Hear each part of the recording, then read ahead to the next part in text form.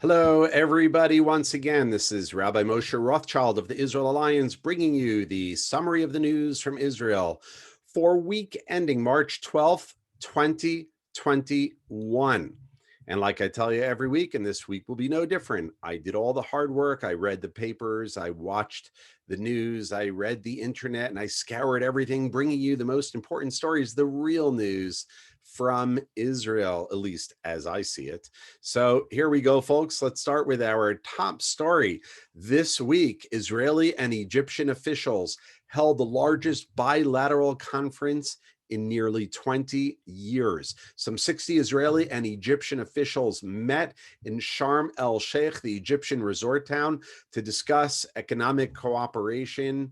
And it was really a very, very successful meeting.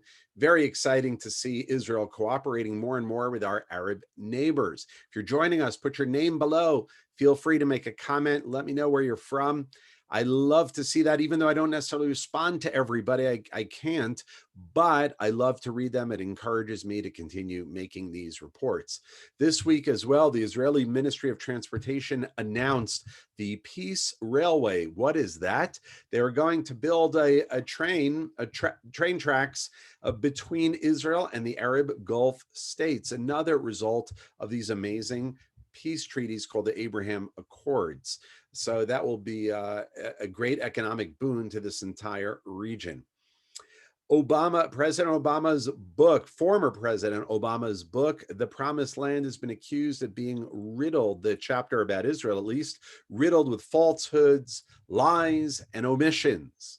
The Zionist Organization of America asked the publisher to tell former President Obama to rewrite the portions of the book about Israel that's filled with lies. So I've gone through all the examples, but let me just give you one for the sake of brevity. We can't go through all of them, but one of them, for example, said, and I quote, "The Palestine Liberation Organization, of course known as the PLO, arose after the Six-Day War as a result of Palestinians living within the occupied territories."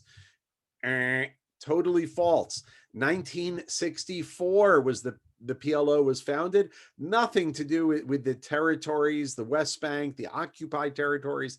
It was all to liberate the entire country from Jews. As the PLO would say, from the river to the sea, Palestine shall be free, free of Jews, that is.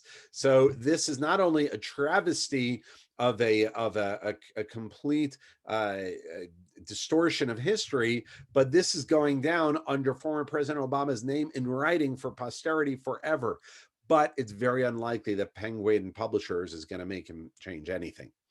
A top Iranian official, the defense minister, on Sunday dedicated an entire speech to threats against Israel, saying that they were going to destroy Haifa and Tel Aviv if they are provoked by Jerusalem. Iran started enriching uranium with new advanced centrifuges, according to the International Atomic Energy Agency, saying that Iran has further breached the 2015 nuclear deal by beginning to enrich uranium with a third set of advanced centrifuges. Please, Mr. Biden, do not re-enter the Iran agreement. This week was seen here in the Middle East. The United States was flying B-52 bombers escorted by Israeli fighter jets. What were they doing? What were they doing here? They were here to reassure partners and allies of the United States, military commitment to security in the region, of course, because that feeling of security that the United States was on the side of Israel and other peace-loving countries in this area that have signed peace agreements with Israel was a little bit shaken with Biden's entry into office and some of the moves he's made.